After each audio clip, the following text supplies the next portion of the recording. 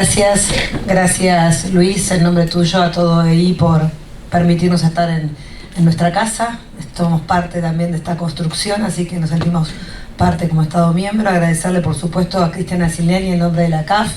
la posibilidad de presentar o de estar presente en lo que va a ser, imagino yo, la parte más importante de la reunión, que es cuando escuchemos a quienes van a poder contar el enorme trabajo que han hecho con este Red 2022, pero por supuesto agradecerle también a Kelly Olmos, nuestra ministra de Trabajo, estar aquí y escuchar atentamente lo que nos deja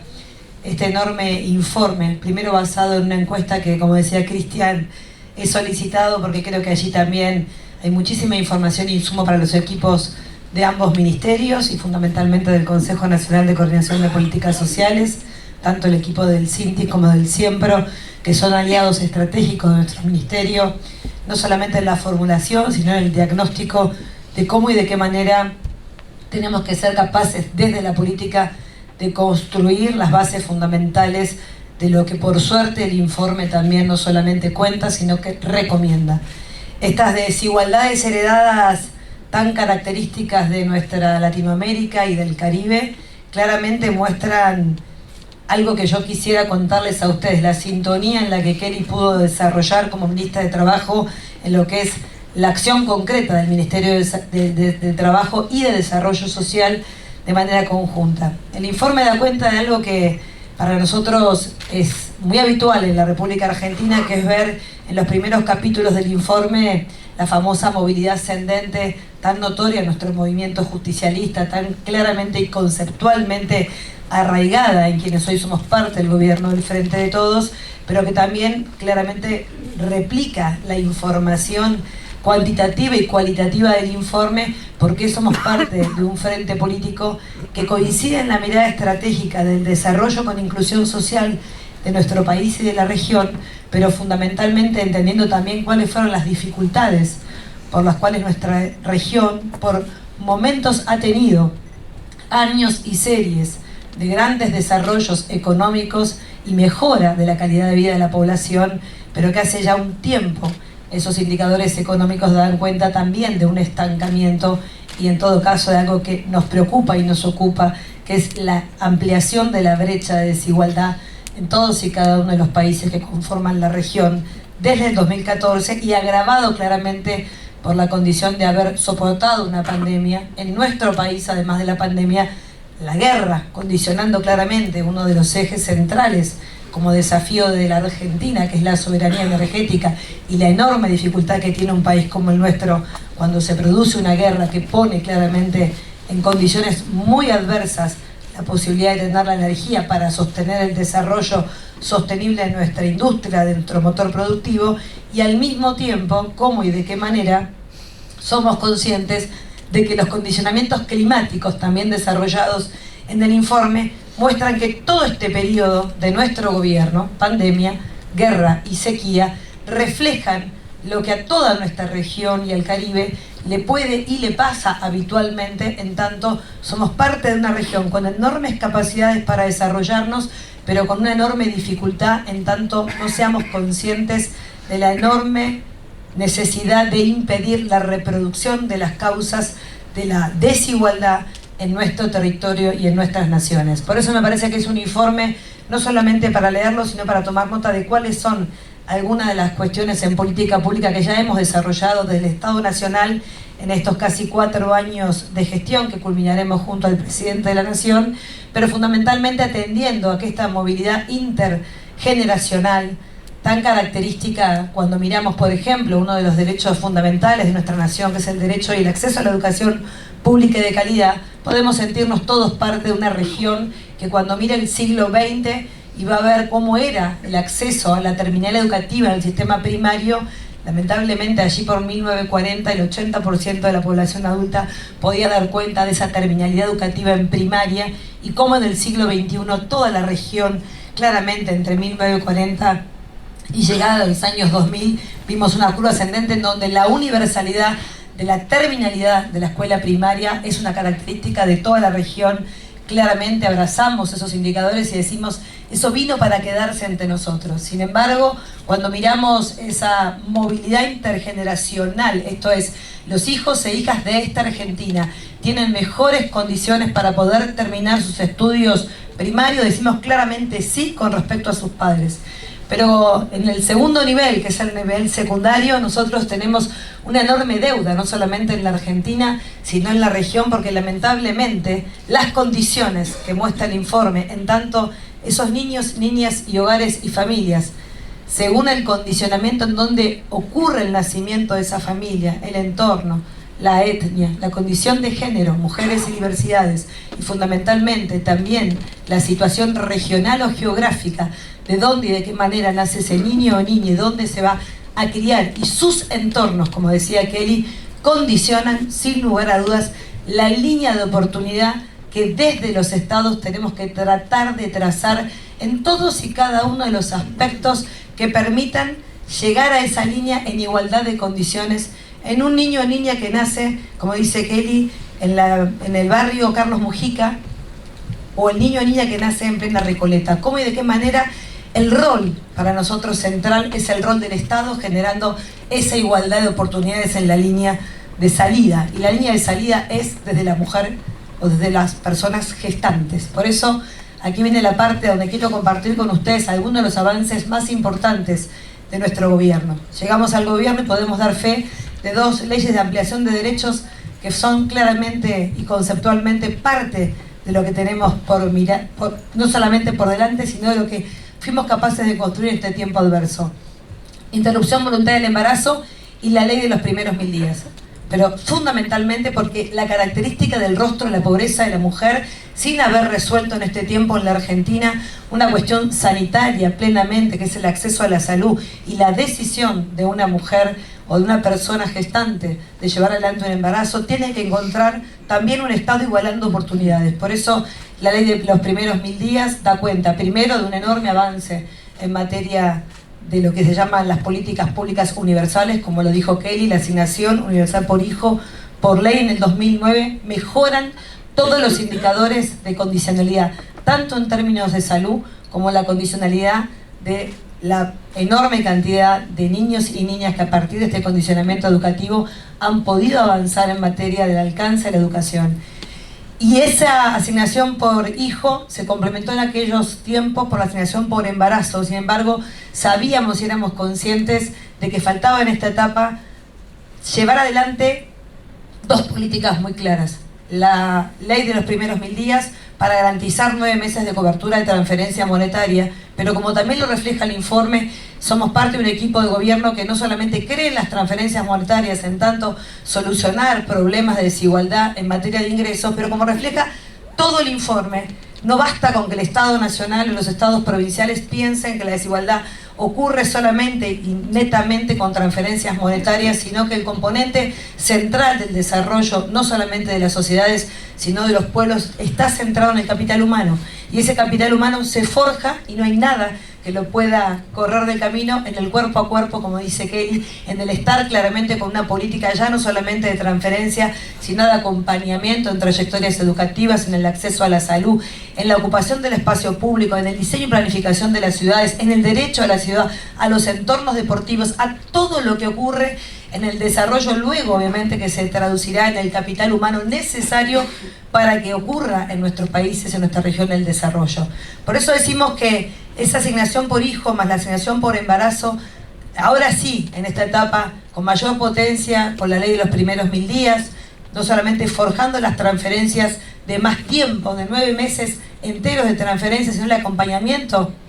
de los controles de la mujer embarazada y todo lo que ocurre en ese programa de 1000 días con una gran incidencia local, hacen claramente que tanto esta ley como la tarjeta alimentar, mirando lo mismo en términos de la población objetivo de la asignación universal por hijo, que junto con la tarjeta alimentar dan cuenta de que el Estado tiene que garantizar el acceso a la alimentación de su población infantil. Esto tiene una mirada para nosotros estratégica. No hay población y no hay desarrollo económico con un pueblo hambriado, no hay posibilidades de mejorar la calidad educativa con un pueblo y con una infancia con hambre. Por eso nosotros somos parte de un gobierno que desde que llegó garantiza el acceso a la canasta básica alimentaria con la asignación por hijo, más la tarjeta alimentar, como socios indiscutibles y que vinieron para quedarse en los próximos años en la Argentina, hasta que Argentina finalmente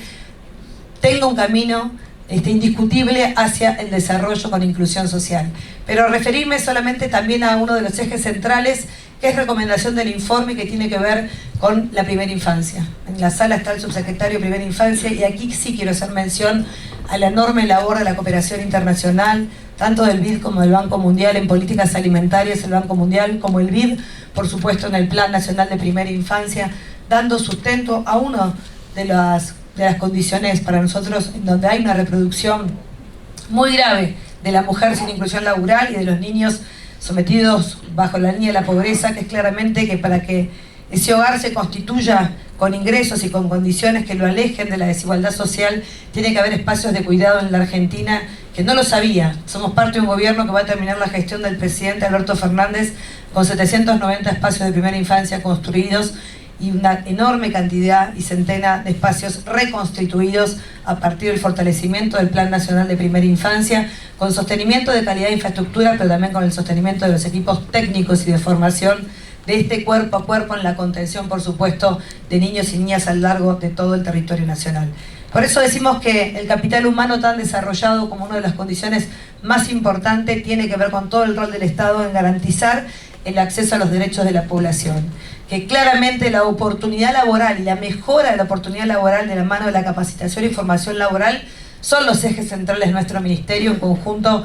con el Ministerio de Trabajo. Mucho se habla del potenciar trabajo, y para nosotros el potenciar trabajo es un programa enorme de inclusión laboral, fundamentalmente cuando trabaja con el Ministerio de Trabajo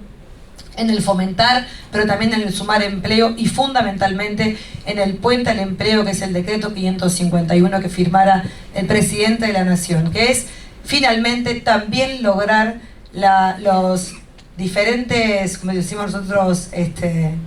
me gusta decir incentivos, pero son incentivos fiscales a los empleadores, en tanto hay ventajas comparativas a la hora de poder tomar dentro de sus planteles, dentro de sus planillas, dentro de sus propias líneas de producción a hombres y mujeres del potencial trabajo.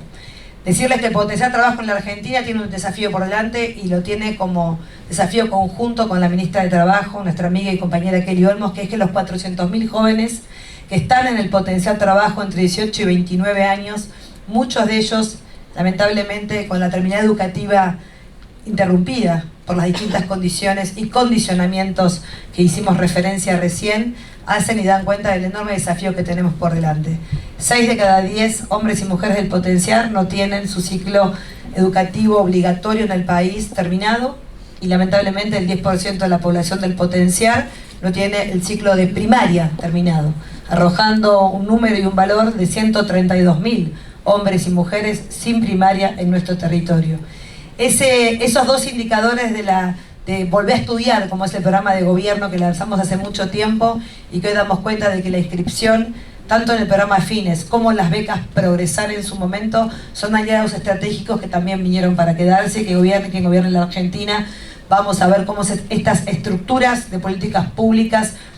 universales en tanto buscan la universalidad en el acceso y no el cupo en el acceso, que cada niño o niña pueda tener cuando nace su aguacho y su tarjeta alimentar, que cada adolescente en un hogar vulnerable pueda acceder a la beca de estudio del Progresar,